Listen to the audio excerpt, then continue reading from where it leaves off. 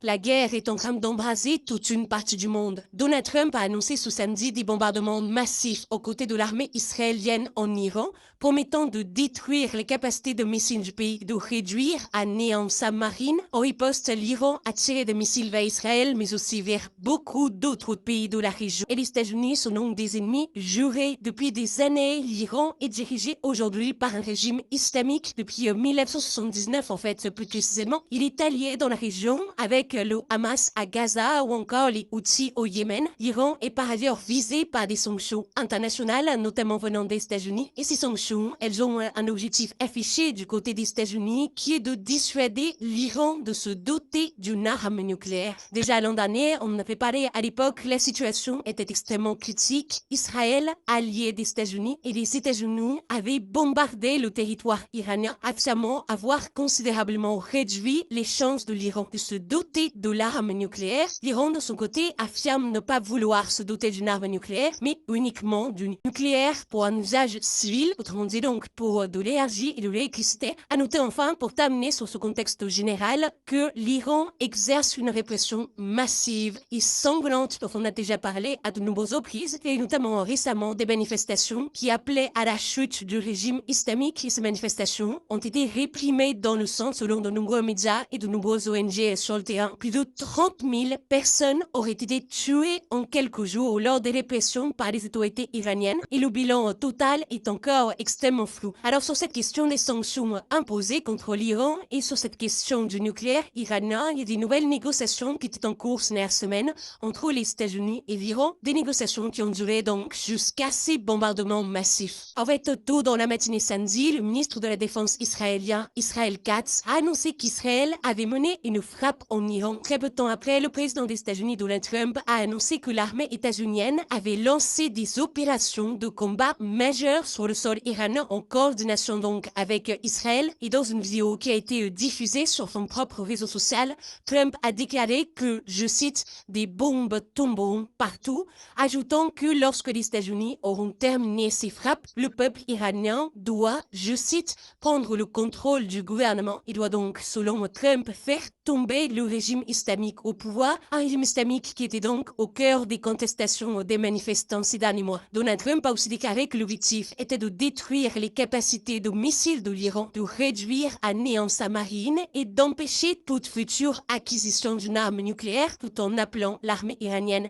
à déposer les armes. Mais clairement, selon de nombreux spécialistes aujourd'hui, la chute du régime islamique semble être au cœur des objectifs des États-Unis et d'Israël. À noter que cette attaque, elle a été planifiée et menée après des mois de préparation avec Israël, qui a au passage continué à bombarder l'Iran dans la journée, avec donc en parallèle les frappes des États-Unis. Alors on va voir dans un instant les réactions internationales, mais je le disais, la réaction de l'Iran, elle est arrivée très peu de temps après. Des tirs de missiles iraniens ont été détectés en direction d'Israël, ce qui a immédiatement déclenché les sirènes d'alerte antiaérienne dans plusieurs régions du pays. L'espace aérien israélien a été fermé à l'aviation civile et des messages d'évacuation ont été envoyés aux habitants pour se mettre à l'abri. L'état d'urgence a aussi été déclaré, mais je le disais, des explosions ont aussi été signalées dans des pays de la région qui abritent des bases américaines, notamment Bahreïn, le Qatar, les Émirats arabes unis ou encore le Koweït. Certaines sources ont état d'au moins un décès lié à des éclats de missiles en dehors du théâtre direct des opérations. On peut noter aussi qu'une explosion a eu lieu sur l'île artificielle de The Palm à Dubaï. Par ailleurs, des explosions ont été entendues en Arabie Saoudite, notamment à Riyad. Alors justement, concernant le bilan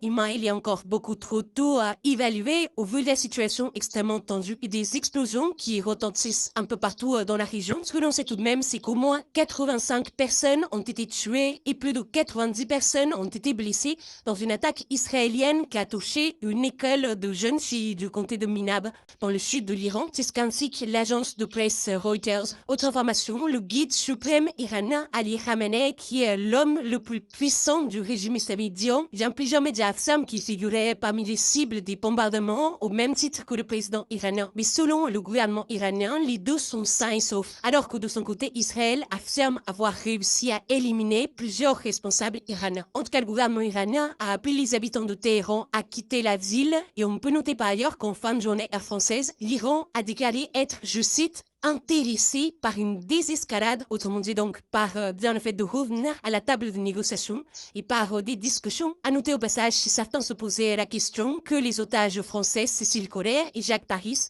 se trouvent toujours à l'ambassade de France à Téhéran et qu'ils sont en sécurité. C'est ce qu'indique une source diplomatique française. Concernant le bilan, pour terminer avec les toutes dernières informations, 2 blessés ont été pris en charge dans le nord d'Israël, c'est ce qu'a annoncé l'équivalent israélien de la Croix-Rouge. Et autre information, 4 personnes ont été tuées lors de la chute d'un missile iranien sur le sud de la Syrie. Une autre personne a été tuée aux Émirats arabes unis selon les autorités locales. Alors quelles ont été les réactions internationales? Là, on a eu les réactions iraniennes, les réactions aussi israéliennes et états-uniennes. Alors on a publié sur Instagram d'autres réactions dans la journée, notamment celle du président français Emmanuel Macron qui a réagi au milieu de journée. Il a déclaré, je cite, le déclenchement de la guerre entre les États-Unis, Israël et l'Iran emporte de graves conséquences pour la paix et la sécurité internationale. Il ajoute, je cite, que la France s'apprête à déployer les moyens nécessaires à la protection de ses partenaires les plus proches. Selon leurs sollicitations, il a également demandé, je cite, une réunion urgente du Conseil de sécurité de l'Organisation des Nations Unies. Le Royaume-Uni et l'Allemagne de leur côté ont condamné, je cite, avec la plus grande fermeté, les attaques iraniennes contre les pays de la région. Il faut noter que lors de la précédente montée en tension entre Israël et l'Iran au mois de juin dernier, la France avait renforcé ses moyens militaires dans la région avec notamment un objectif de défendre ses bases militaires. De ce côté, le chef des droits de l'homme des Nations Unies, Volker Turk, a déploré dans un communiqué les frappes menées au Moyen-Orient et a exhorté toutes les parties à revenir aux négociations.